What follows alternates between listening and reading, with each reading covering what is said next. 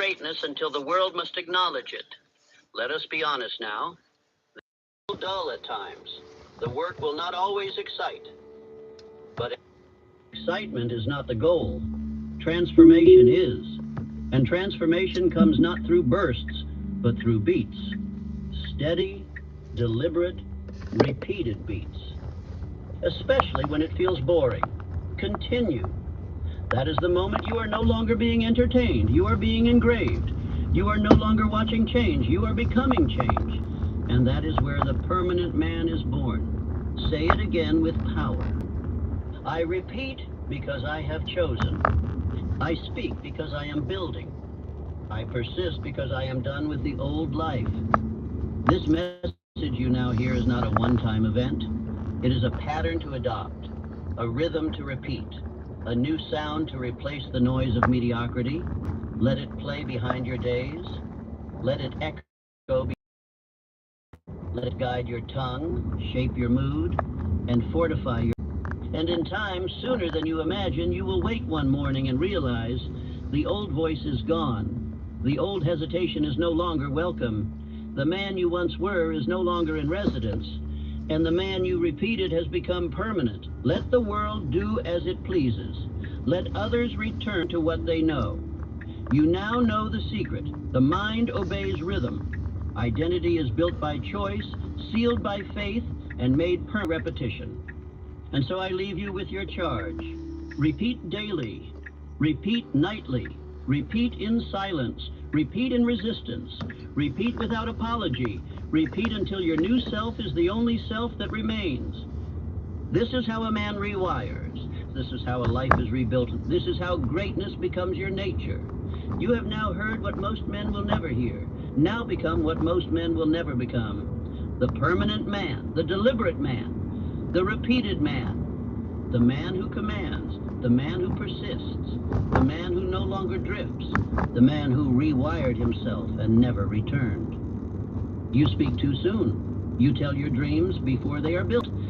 You share your goals before they have taken root. And that, more than failure, more than rejection, more than bad luck, is why your success keeps slipping through your fingers.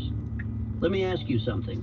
Why do you speak of things not yet born? Why do you announce plans you've not yet obeyed? Why do you share your deepest vision with those who have never built a thing? This speech will give you the answers you've been missing. It will show you why the more you talk, the weaker you become. It will show you why early announcements destroy your drive. It will show you why true builders, true kings, true leaders move in silence until the work is done. And if you do not listen, here is what will happen. You will keep leaking your energy into empty conversations. You will invite the opinions of small minds into your sacred vision. You will seek applause instead of execution, and your greatness will die in delay. But if you obey this speech, if you hold your purpose like sacred fire and stop spilling it into the street, everything will change. You will begin to build with rhythm. You will protect your power. You will multiply your belief. You will finish what you start, and no man will question you because your results will speak louder than any words ever could. So now I ask you, do you want results or reactions? Do you want a harvest or more empty conversations? Then stop telling the world what you're going to do. Sit down, stay silent, and let this speech plant the law within you. You speak too soon. You spill the seed before the soil is even ready. And every time you do, you weaken it. The world has taught you to declare your plans before you built the man required to fulfill them. But I tell you now, the most powerful men in history did not shout what they would do. They moved in silence. They walked in law. They obeyed structure. Speech is sacred. It plants instruction in the subconscious. Every word is a builder or a destroyer. And when you speak of things not yet complete, when you boast about visions not yet forged in fire, you scatter your force like chaff in the wind. You feel proud for a moment, but empty soon after. Great men do not move with noise.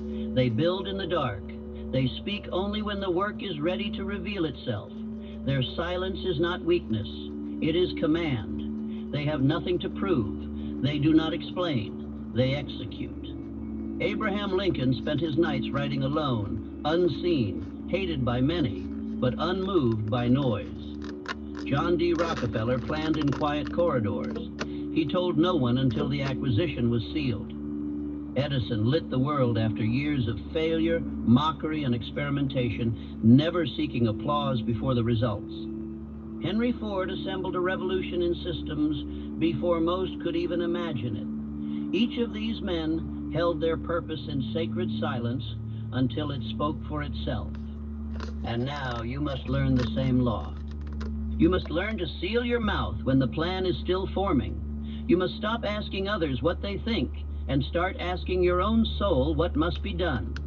Do not speak for applause. Speak only to the mind that obeys. Speak only to the aim that demands fulfillment.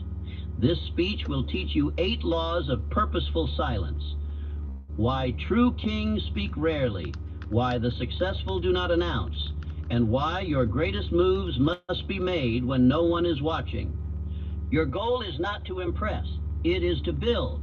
Your aim is not to declare, it is to become. From this moment, you will no longer waste your words. You will no longer expose your vision to the wind.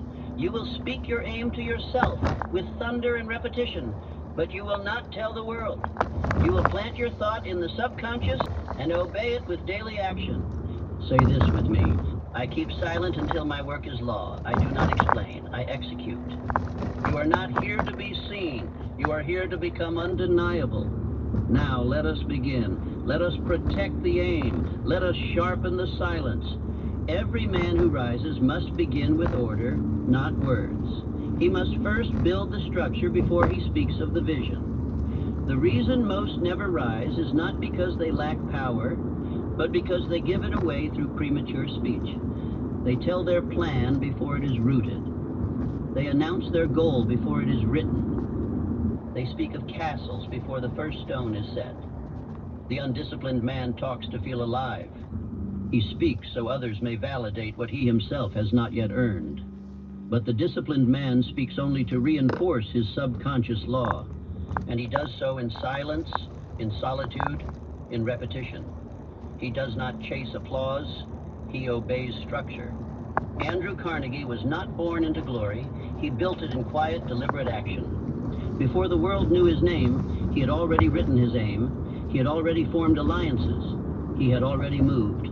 His silence was not hesitation, it was design. He built his empire before he unveiled it. Speech, when given before structure, creates pressure. It invites opinion. It opens the gates to interference. The moment you say what you will do without having built the frame to support it, you shift the power from command to performance. Now you are no longer obeying law, you are performing for eyes. When you speak a thing that has not yet been shaped in thought and forged in action, you invite resistance. Not resistance that builds you, but resistance that confuses you. Others will question your plan, not because they see it clearly, but because they cannot imagine it. And you will begin to question yourself, not because you lack ability, but because you gave too much voice to the unqualified. Most men speak to feel strong. But a man does not become strong by speaking. He becomes strong by building. Let your plan be known to your subconscious first. Let your desire be known to infinite intelligence through faith, silence, and decision. Let your actions speak, not your intention. To speak prematurely is to drain your spiritual reservoir. A man only has so much psychic force in a day. If he uses it sharing visions to those who cannot see, he will have none left to create that vision. Instruction, keep your definite chief aim sacred. Write it clearly. Speak it aloud, only in solitude. Say it with belief. Speak it to your own mind, your only loyal servant. Speak it to the infinite, not to the crowd. When you speak your aim before it is anchored, you give others permission to weigh in. And the average mind is a thief of destiny. You will hear the words, be realistic. That's too much. Who do you think you are? And if you are not rooted in law, you will listen. You will bend. You will shrink. You will delay. But the man who guards his speech guards his vision. And the man who guards his vision builds in power. Carnegie once said, A man who cannot keep his mouth closed cannot keep his fortune. That was not cynicism, it was strategy. The richest men of history spoke only when the harvest was already seen. They did not explain the seed. They did not describe the soil. They revealed the fruit. So now you must understand. Do not give life to that which is not ready. Do not hand over your seed to the public before it has taken root in the depths of your subconscious. Keep your mouth closed until the work demands to be seen. Let your word be law, but only in private.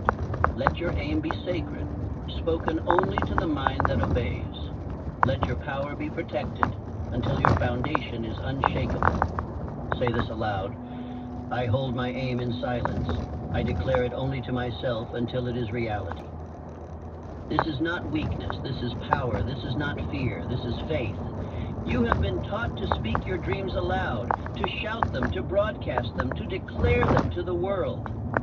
But that teaching is not law. It is not rooted in understanding of the subconscious mind. For the subconscious does not obey the public voice. It does not respond to applause. It obeys only the inner command, the repetition spoken in solitude, charged with emotion, sealed with belief. Most men do not understand this. They think if they talk about their plans, they are more likely to do them. But I have seen the opposite. The more a man talks, the less he builds. The more he announces, the less he finishes.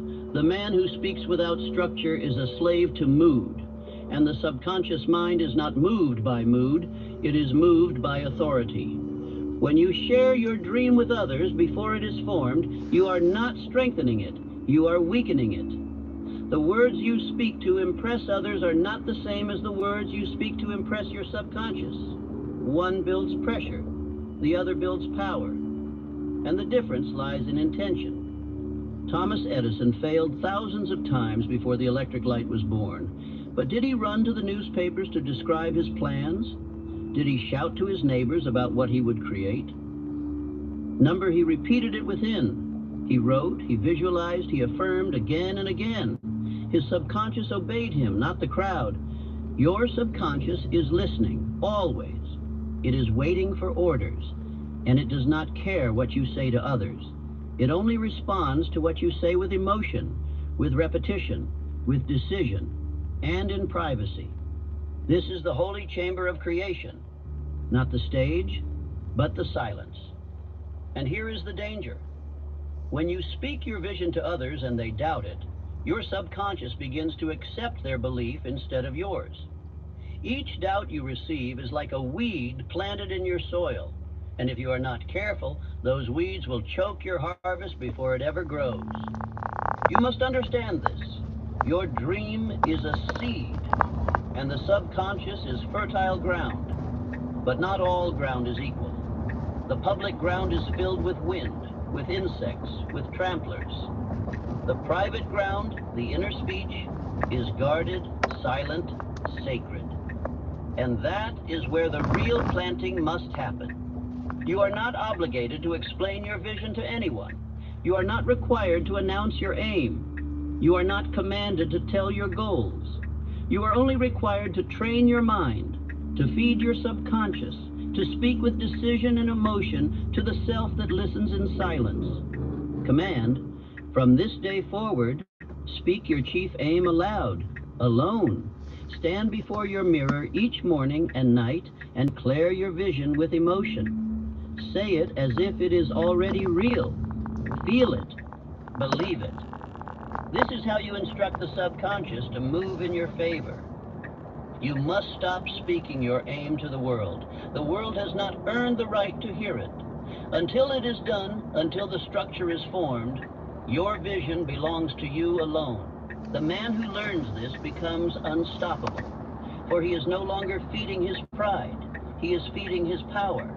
He is no longer seeking attention. He is building attention. He is no longer draining his energy through words. He is channeling it through thought. Say this aloud.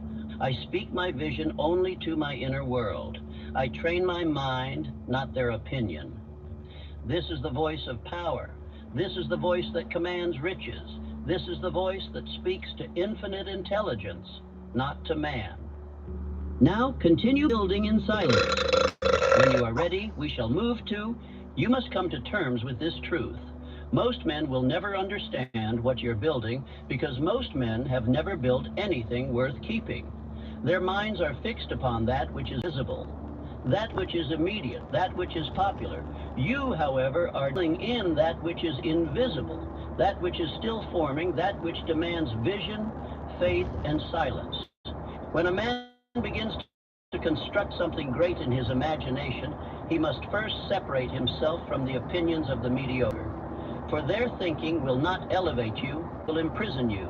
Their doubts, their smirks, their small questions, casual remarks, each one is a theft of your sacred energy. Each one is a leech upon your definite chief aim. Understand this.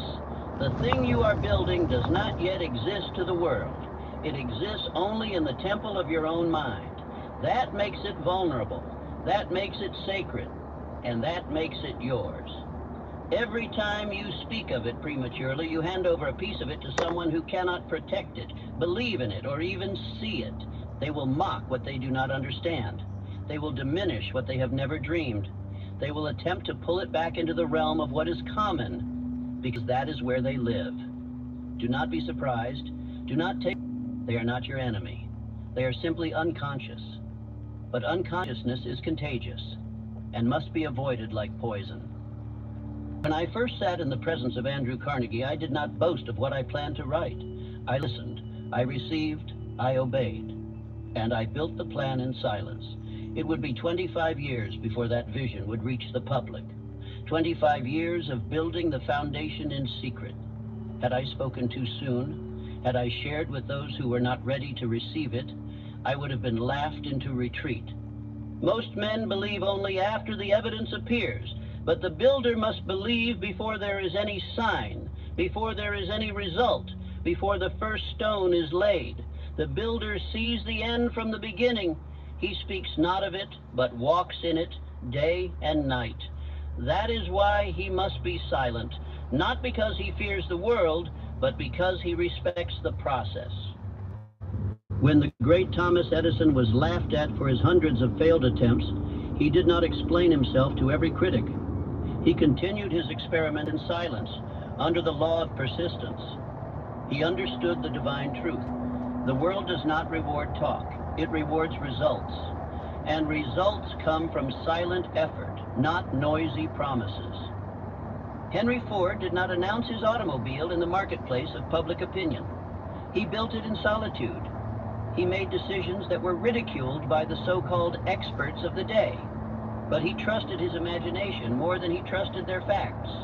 And now the name of Ford is known in every land, while the names of his critics have vanished into dust. Ask yourself this: do you want the satisfaction of being seen building it, or the reward of actually finishing it? Do you want applause now, or ownership later? You cannot have both. You must choose. Either you will harvest premature attention, or you will reap permanent success. One is shallow and soon forgotten. The other is eternal. The greatest mistake you can make in the early stages of your plan is to seek understanding from those who do not walk by vision. They will inject you with their doubts. They will load your mind with their worries. They will frame your dream in the narrow dimensions of their own failure. And if you are not spiritually fortified, you will listen. You must guard your vision as a farmer guards his seed. It must be planted deep in the soil of your belief, watered daily with thought, faith, and action, and protected from the scavengers of public opinion. Do not expose your plan to the cold winds of casual conversation. It will wither. It will die. And no one will mourn it but you. Say nothing. Do everything. Build in silence. Finish in power. Let your success be your explanation. Let your results be your reply. Let your legacy speak on your behalf. For nothing commands respect like results, and nothing kills momentum like too much speaking. You do not owe the world your explanation. You owe yourself your transformation. You owe your vision the respect of silence, and you owe your future the dignity of completion. This is not arrogance. This is obedience to spiritual law. The law that says energy grows where attention flows, and attention, like energy, must be conserved. Write this down. I do not need to explain what I'm doing. I only need to keep doing it. Say it again. I do not need to explain what I'm doing. I only need to keep doing it. Say it again. You feel the armor of self-command wrap around your spirit. You must not open the door to those who knock with curiosity but offer no belief. You must not reveal the blueprints to those who bring no tools. You must not seek the approval of those who have not built anything of value in their own lives. To do so is to water weeds while your own garden starves. The greatest minds in history, Lincoln, Edison, Carnegie, Rockefeller, each had a period of silence before their ascent. A period when no one believed, no one supported, no one saw. That is the price of greatness. That is the cost of originality. That is the fire in which all true builders are forged. And you too must pass through it. You must become deaf to doubt, blind to distraction, and indifferent to applause. You must become possessed by purpose, married to discipline, and addicted to execution. You must act as if the world cannot stop you, because it cannot. But you must not speak as if you are owed anything, because you are not. You are owed nothing but the right to pursue, the right to labor, the right to build. And even these rights demand a price: silence, solitude, and self-mastery. If you pay the price, you shall gain the prize. But speak too soon, and you shall lose both, the prize and the peace. Let your silence become your weapon. Let your silence become your shelter. Let your silence become your prayer. For in the silence, you will hear what the noise of men cannot offer. The voice of your own destiny, speaking softly but clearly, build it. Keep going, do not stop, and tell no one until it is done. Repeat these affirmations. I build in silence. I do not explain, I complete. I do not announce, I act. I protect my plan with discipline. I finish what I begin, and I tell no one until it is done. Say them aloud, morning and night, in your chamber, in your walk, in your work. Speak them until your subconscious accepts them. For once your subconscious accepts them, your results will follow. Let the others chase attention. Let them drown in explanation. You will rise in silence. You will move in certainty. You will strike in precision. And when the moment is right, when the work is done, when the structure is complete, you will reveal it, not with words, but with triumph. That is the law. That is the way. And that is why you must remain silent until it is done. You must learn to guard. So something I noticed with the option to self-drive, and it could be a location thing, it could be based on Texas, but when it comes to exits, man, there's been a couple times where the navigation is not on point. I think one of the benefits, I think like a massive update would be if you know, the GPS obviously knows that the exit is coming way before it actually comes. So I would recommend start trying to get over once it hits 2 miles. Once it hits 2 miles. Let's see if I'm gonna touch that.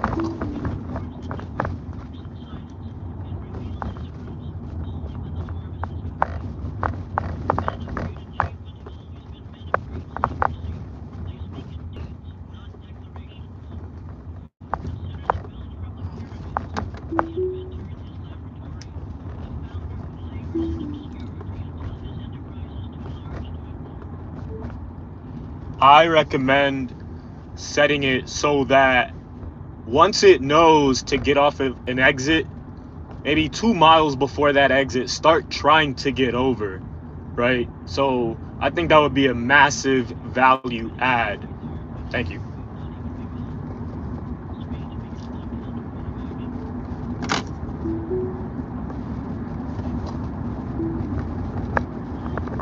Another quick thing I think would be valuable is read the room. It obviously has the ability to look at all the cars, so navigate that and read the room in advance.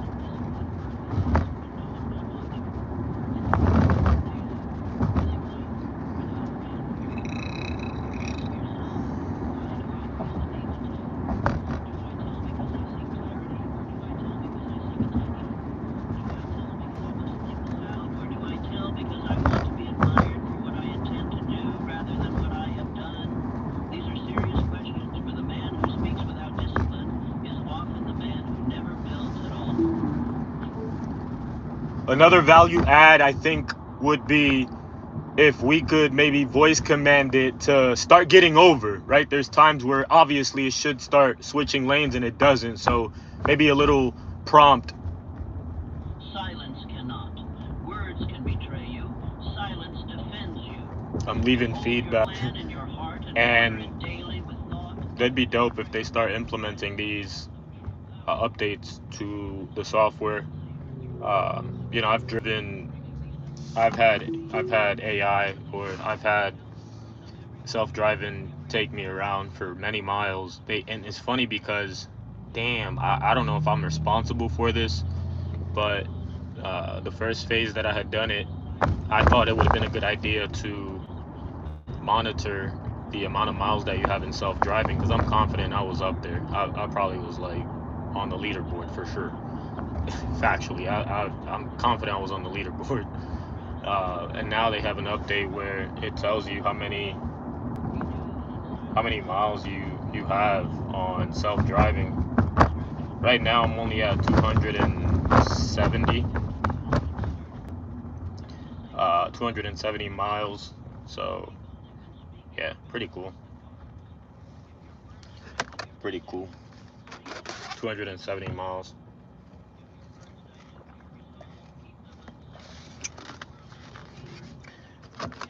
I was making, anyway, I'm not going to talk about that, but watch those updates happen. I'm confident they're going to. If they're anything like GHL has a phenomenal tech team, development team, that they implement a lot of the suggestions, the community inputs. So I think if Tesla does the same thing, that'd be a phenomenal value add, just giving the people what they want. You know what I'm saying? That's how you increase the value of a company. And we'll see. If they gamify it, that would be even better. I think they'll get a lot more value from it. I think part of this tracking the miles is kind of gamifying it. But yeah. But it's good. It's good, and it's getting better. I noticed a couple things as well. There's different options. They have the chill mode, they have standard, they have hurry, and now they have Mad Max. The things that I noticed about Mad Max and hurry is that Mad Max is almost a little mad, not from a speed perspective, but sometimes when it wants to switch lanes, it like hesitates, and it clearly can go, but it like makes a little hesitation, and sometimes it just wouldn't commit. So I think that little bug, that little like just hesitation, fixing that hesitation would be a massive value add. Standard, I like standard. It seems like standard it works better. It gives maybe the computing time, the processing time is just perfect for the speed in which the vehicle is going. It gives it enough time to read the room. And maybe in Mad Max or hurry, it's just overwhelmed and it can't think as fast yet. But I would give it 6 months to 2 years, anything from 6 to 2 years, 6 months to 2 years in order for that to be fixed as well.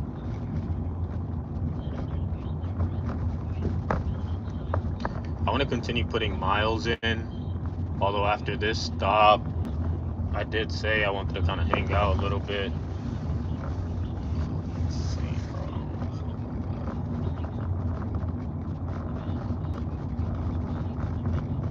Oh my god. But we'll see. We'll see. We'll see.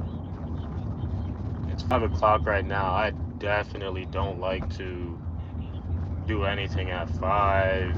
Anything from 5 to 6, bro. I just fucking hate being on the road. So I may take this time to just hang out for a little bit. And then shortly after, I'll maybe turn on the app again and just kind of get some more in.